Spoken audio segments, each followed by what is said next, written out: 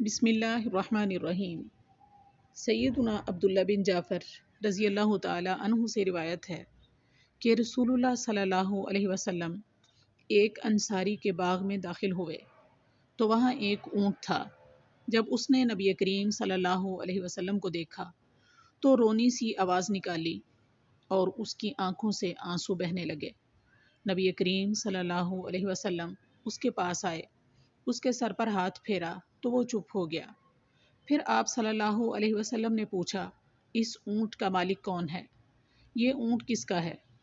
ایک انصاری نوجوان نے آ کر بتایا کہ یا رسول اللہ صلی اللہ علیہ وسلم، یہ میرا اونٹ ہے۔ آپ صلی اللہ علیہ وسلم نے فرمایا، کیا تو اس جانور کے بارے میں اللہ سے نہیں ڈرتا جس کا تجھے اللہ نے مالک بنایا ہے؟ اس اونٹ نے مجھ سے شکایت کی ہے کہ تو اسے بھوکا رکھتا ہے اور ہمیشہ کام لیتا ہے۔ حدیث کا حوالہ نیچے درج ہے۔